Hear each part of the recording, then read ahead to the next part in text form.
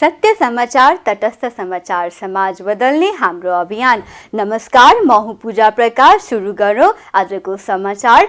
जनमत पार्टीले चुनावी समीक्षाको प्रतिवेदन बुझाउन पार्टीका विभिन्न तहलाई निर्देशन दिएको छ। पार्टीका उपमहासचिव इन्द्रजित यादवले सर्कुलर जारी गर्दै मंसिर 4 गते सम्पन्न प्रतिनिधि सभा र प्रदेश सभा निर्वाचन सम्बन्धी हरेक वडा समितिदेखि केन्द्रीय समितिसम्म समीक्षा बैठक राखेर मंसिर मसान्तभित्र केन्द्रीय सचिवालयमा प्रतिवेदन बुझाउन निर्देशन दिएको छ।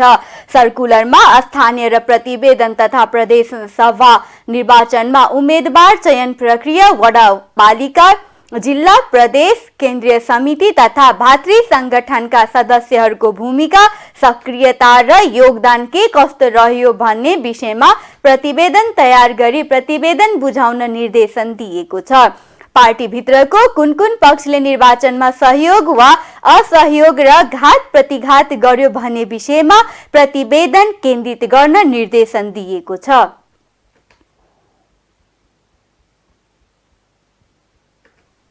मंसिर 4 को निर्वाचनमा धनुषा 3 मा भएको पराजयका बारेमा लोकतान्त्रिक समाजवादी पार्टी नेपालले समीक्षा थालेको छ।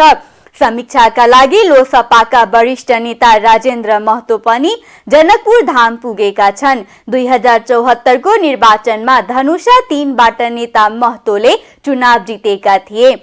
यस पटकको चुनावमा महतोले सो क्षेत्र सोही पार्टीका कार्यकारिणी सदस्य अनिल कुमार झालाई छाडेर सर्लाही 2 बाट चुनाव लडेका थिए। तर धनुषा 3 मा झा र सर्लाही 2 मा महतो दुवैजना पराजित भए। नेता झालाई एमालेकी जुली महतोले पराजित गरेकी हुन् भने महतोलाई नेपाल समाजवादी पार्टीका अध्यक्ष महेन्द्र राय यादवले पराजित गरेका छन्। धनुषा 3 महतोको पुरानो चुनावी क्षेत्र भएको कारणले उनलाई पनि बैठकमा बोलाइएको हो। सत्ता गठबन्धनका साझा उम्मेदवार रहेका नेता झा कसरी पराजित भए भन्ने बारेमा समीक्षा भइरहेको बताइएको छ। कर्मचारीहरूको आन्दोलनका कारण धनुषाको नगरायन नगरपालिकाको कामकाज विगत 5 दिनदेखि ठप्प भएको छ। कार्यालय, विद्यालय, स्वास्थ्य चौकी लगायत नगरपालिकाको कार्यालयबाट हुने सबै सेवा प्रवाह बन्द छ। साउनदेखि तलब नपाएको भन्दै तलब सेवा सुविधा पाउनुपर्ने माग गर्दै नगरपालिका अन्तर्गतका कर्मचारीहरू आन्दोलनमा ओर्लेका हुन्। नगरपालिकाले अहिलेसम्म नगर परिषद बैठक गर्न नसकेका कारण यो समस्या देखिएको छ। उपभोक्ता समिति गठन तथा नगर स्तरीय बजेट कार्यान्वयनका लागि विगतमा बनेको कार्यविधि संशोधनको माग राख्दै नेकपा एमाले आबद्ध जनप्रतिनिधिहरूले असार 10 मा हुने नगर सभा अहिलेसम्म हुन दिएका छैनन्। यता कर्मचारीहरूको आन्दोलनप्रति लोकतान्त्रिक समाजवादी पार्टी नेपालले पनि ऐक्यबद्धता जनाएको छ। लोसपा नेता राजु चौधरीले भन्नुभयो, जनताहरू पहिलेदेखि नै समस्यामा छन्। वृद्ध भत्ता नपाएको थुप्रै महिना भयो। किसानहरूले मल खाद नपाएको पनि थुप्रै महिना बित्यो। कित्ता काट रोक्का गरिएकोले धेरै जनाले समस्या भोगिरहेका छन्। सेवाग्राही सेवाबाट वञ्चित भएका छन्। त्यसको निकासका लागि लोसपा नेपालले विभिन्न चरणमा दबावमूलक कार्यक्रम गर्दै आइरहेकोले यस आन्दोलनलाई नैतिक समर्थन गर्नु हाम्रो कर्तव्य पनि हो। सशस्त्र प्रहरीको टोलीले 4.5 महिनाको अवधिमा मध्य प्रदेशमा 22 करोड बढीको अवैध सामान बरामद गरेको छ। सशस्त्र प्रहरी मध्य प्रदेश प्रमुख डीआईजी गणेश ठाडा मगरको निर्देशनमा 8 वटै जिल्लाबाट सशस्त्र प्रहरी गस्ती टोलीले उक्त करोडौंको अवैध सामान बरामद गरेको हो। चालू आर्थिक वर्षको साउन महिनादेखि मंसिर 18 गतेसम्म 22 करोड 6,08,248 बराबरको भारतबाट अवैध रूपमा भित्राइएको कपडा, किराना, हार्डवेयर लगायत सामान बरामद गरी आफ्नै कारबाहीको लागि सम्बन्धित जिल्ला स्थित भन्सार कार्यालयमा बुझाएको डीआईजी मगरले जानकारी दिए। त्यस्तै 51,75,300 स्रोत नखुलेको नेपाली रुपैयाँ 69,57,000 को रुपैयाँको कागज र 3,000 नक्कली नेपाली हजारको रुपैयाँ बरामद भएको तथ्याङ्कमा उल्लेख रहेको छ। प्रदेशको विभिन्न जिल्लाबाट 22,72,788 रुपैयाँ बराबरको अवैध सुन चाँदी बरामद भएको सशस्त्र प्रहरीले जनाएको छ। यस्तै 86,100 रुपैयाँ बराबरको नक्कली गहना तस्करी लगायत विभिन्न अवैध काममा प्रयोग भएको 369 थान सवारी साधन सशस्त्र प्रहरीले बरामद गरेको छ। संविधानमा उल्लेख भएका अधिकार चाँडै प्रदेश सरकारलाई हस्तान्तरण गर्न 7 वटै प्रदेशका संसदीय पत्रकारहरूले माग गरेका छन्। प्रदेशले आधिकारिक नपाएसम्म संघीयता बलियो नहुने भन्दै संसदीय पत्रकार मञ्चको 4 दिने भेलाले यस्तो निष्कर्ष निकालेको हो। 5 वर्षसम्म आफ्ना प्रदेशमा संघीयता प्रवर्धनमा आफूले खेलेको भूमिका बारे सहभागी पत्रकारले समीक्षा गरेका थिए। भेलाले 7 बुन्दे घोषणा पत्र पनि जारी गरेको छ। संघले उपेक्षा गरेकै कारण प्रदेशमा धेरै कानून बने पनि कार्यान्वयनमा जान नसकेको पत्रकारहरूको ठहर छ। भेलाले प्रदेश 1 को नामाकरण गर्न जोरदार माग गरेको छ। भेलाले संसदीय पत्रकारिताको संस्थागत विकासका लागि वैधानिक प्रक्रियामा रही काम गर्न आग्रह गरेको छ। भेलामा संसदीय पत्रकार समाजका महासचिव विष्णु खड्का, प्रदेश सञ्चालका संयोजक विष्णु घिमिरे लगायत 25 जना पत्रकारले भेलामा भावी कार्ययोजना बारे बताएका थिए। सर्वोच्च अदालतका परिसरमा धरना बसेका अधिवक्तामाथि जुत्ता प्रहार भएको छ। संसद सचिवालयका महासचिवले महाअभियोग निष्क्रिय भएको पत्र दिएपछि सर्वोच्च फर्किन लागेका निलम्बित प्रधान न्यायाधीश चोलेन्द्र शमशेर जबरालाई रोक्न धरना बसेका कानून व्यवसायमाथि जुत्ता प्रहार भएको हो। जुत्ता प्रहार गर्ने तारा बराललाई प्रहरीले नियन्त्रणमा लिएको छ। उनले त्यहाँ चोलेन्द्र जिन्दाबादको नारा लगाउँदै अधिवक्ताहरूमाथि जुत्ता प्रहार गरेकी थिइन्। निलम्बित प्रधान न्यायाधीश चोलेन्द्र शमशेर जबरालाई सर्वोच्चमा प्रवेश अनुमति नदिन सर्कुलर गरिएको छ। प्रहरी प्रधान कार्यालयले उपत्यका प्रहरी कार्यालयलाई प्रवेश अनुमति नदिन सर्कुलर गरेको प्रहरी प्रधान कार्यालयले जनाएको छ। सर्वोच्च अदालतमा बसेको फुल कोर्ट बैठकको निर्णय र अन्य निकायसँगको समन्वयमा सर्वोच्च प्रवेशमा रोक लगाउन सर्कुलर गरिएको बताइएको छ। अघिल्लो संसदले महाअभियोग प्रस्ताव टुङ्गो नलगाएको अवस्थामा संसद सचिवालयले जबरालाई महाअभियोग निष्प्रभावी भएको पत्र दिएको छ। बुधबार पत्र पाएका जबराले सर्वोच्चमा हाजिर हुने तयारी गरेका छन्। संचार तथा सूचना प्रविधि मन्त्री ज्ञानेन्द्र बहादुर कार्कीले सत्तारूढ गठबन्धनकै नेतृत्वमा अस्थिर सरकार बन्ने बताएका छन्। मन्त्रालयले बुधबार आयोजना गरेको बधाई तथा शुभकामना कार्यक्रममा सरकारले प्रवक्ता कार्कीले गठबन्धनको नेतृत्वमा सरकार निर्माण गर्नु मुलुकको आवश्यकता भएको र त्यो आवश्यकतालाई जनताले स्वीकृति प्रदान गरिसकेको बताएका हुन्। जनताको अपेक्षा अनुसार अब बन्ने गठबन्धनको सरकारले मुलुकलाई 5 वर्षभित्रमा समृद्धिको दिशामा जाने आधार स्थापित गर्नुपर्ने उनले बताए। पछिल्लो समयमा मुलुकलाई राजनीतिक स्थिरता चाहिएको उल्लेख गर्दै उनले जनताको अपेक्षा अनुसार मुलुकले विकास र समृद्धिको गतिलाई तीव्रताका साथ अगाडि बढाउने प्रतिबद्धता व्यक्त गरे।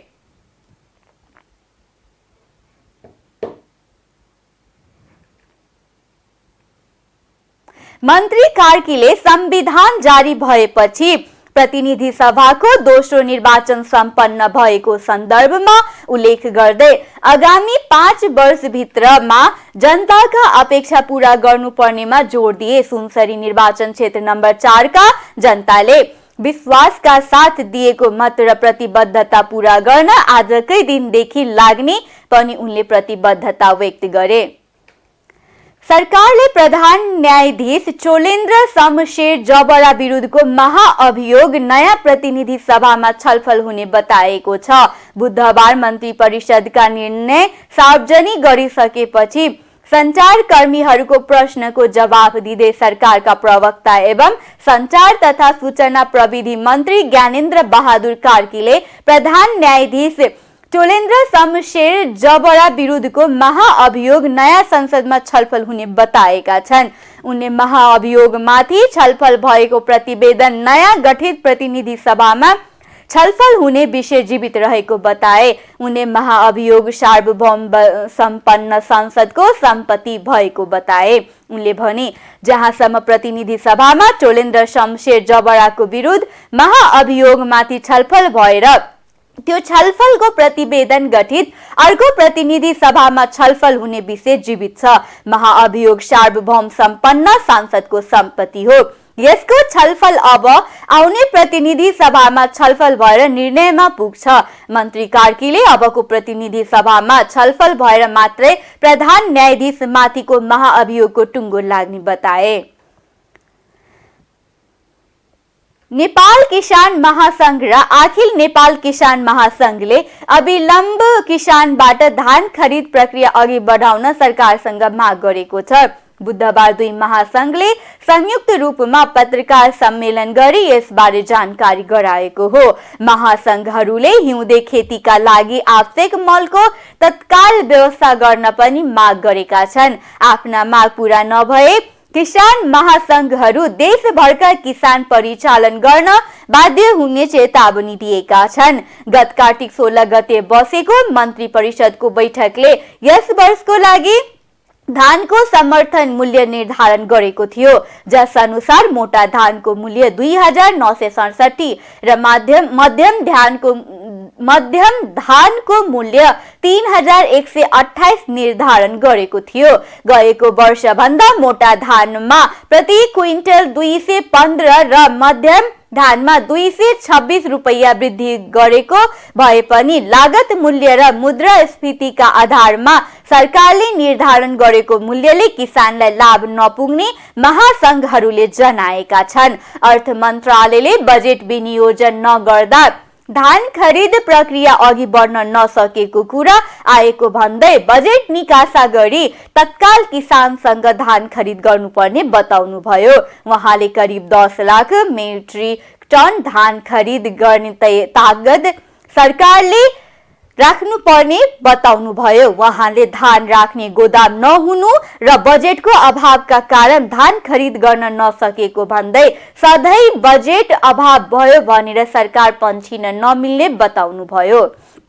महासंघहरूले आगामी दिनमा किसानका माग पूरा नभए थप आन्दोलनका कार्यक्रम घोषणा गर्ने पनि जनाएका छन्। निर्धारित आन्दोलनको अवधिभित्र धान खरिद गर्ने प्रक्रिया सुरु नगरे दोस्रो चरणका संघर्षका कार्यक्रमहरू सञ्चालन गर्ने महासंघहरूको चेतावनी छ। अब आर्थिक समाचार।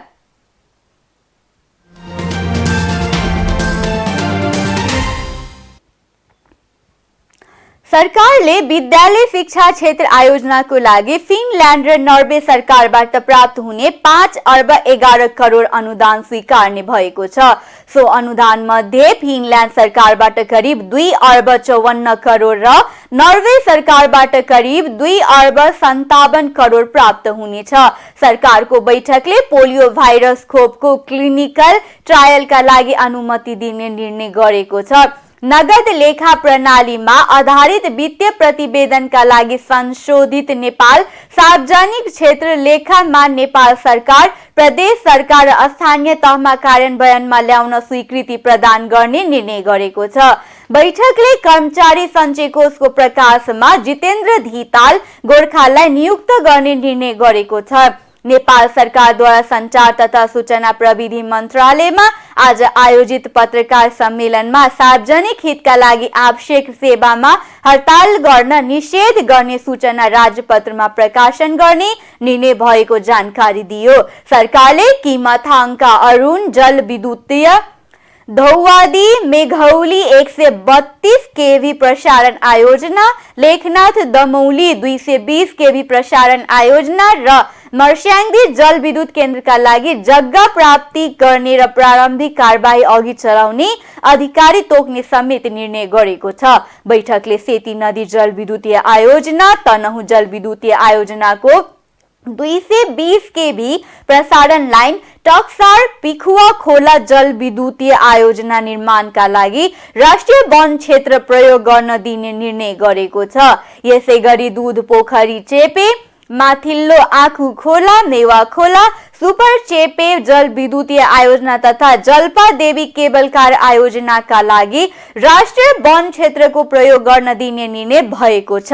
सरकारले सिङ्गापुरमा हुने 17औं एसिया तथा प्रशान्त क्षेत्रीय बैठकमा श्रम, रोजगार तथा सामाजिक सुरक्षा मन्त्रालयका सचिव एक नारायण आर्यालेको नेतृत्वको प्रतिनिधि मण्डललाई भाग लिन स्वीकृति दिएको छ। बैठकले तारागाउँ विकास समिति सम्बन्धी नियमावली बनाउन तथा लुम्बिनी विकास कोषका कर्मचारी सेवा शर्त तथा सुविधा सम्बन्धी नियमावलीलाई स्वीकृति दिएको छ। अन्तर्राष्ट्रिय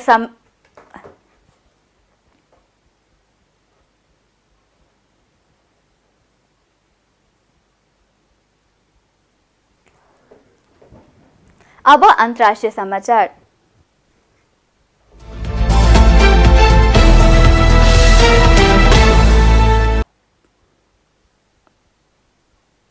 अफगानी छात्रले हाई स्कुलको परीक्षा दिन पाएका छन्।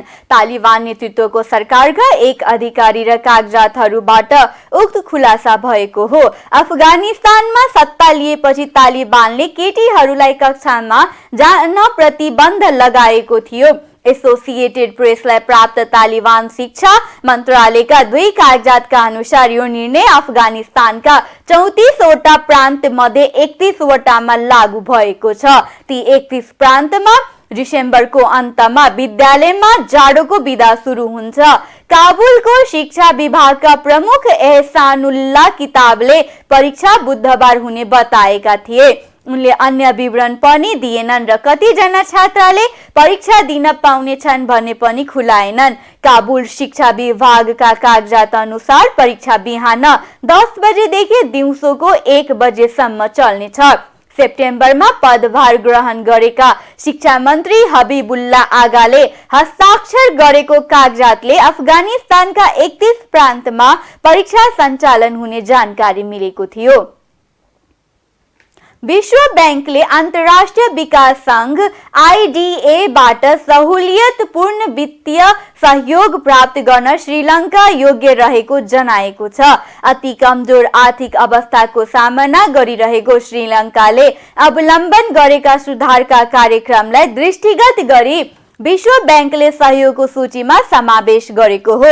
देशको अर्थतन्त्रलाई स्थिर बनाउन तथा जीविकोपार्जनको रक्षाका लागि आईडीएको सहुलियतपूर्ण वित्तीय सहायता प्राप्तिमा श्रीलङ्काको योग्यतालाई विश्व बैंकले स्वीकार गरेको अन्तर्राष्ट्रिय सञ्चार माध्यमले जनाएका छन्। लामो समयदेखि श्रीलङ्का सरकारले अन्तर्राष्ट्रिय सहायताका लागि अनुरोध गर्दै आएको थियो।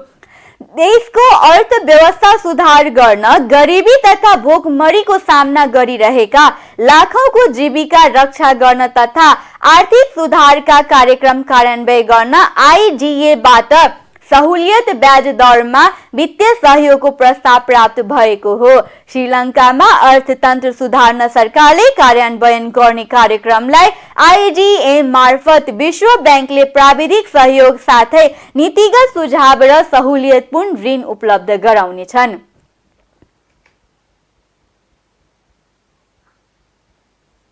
अब खेल समाचार।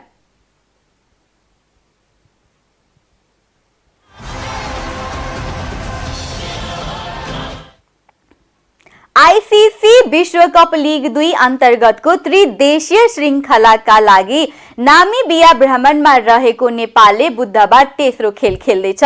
यो श्रृङ्खलामा नेपाल, नामिबिया सहित स्कटल्यान्डको सहभागिता हुनेछ। यो श्रृङ्खलाको पहिलो खेल वर्षाका कारण बिथोलिँदा नेपाल र नामिबियाले अङ्क बाँडेका थिए। दुई खेल खेलेको नेपालले एकमा हार तथा एकमा अङ्क बाँडेको छ। नामिबियाले 3 खेल खेल्दा एकमा जित, एकमा हार र एकमा अङ्क बाँडेको छ। 7 टोली सहभागी विश्वकप लिग 2 मा नेपाल 22 खेलमा 18 अङ्क सहित 6औं स्थानमा छ। नामिबिया भने 29 खेलमा 35 अङ्कका साथ तेस्रो स्थानमा रहेको छ। हस्त आजलाई टाइम समाचार यति नै। हेर्दै रहनुहोला टाइम्स टेलिभिजन। आज्ञा दिनुहोस्। नमस्कार।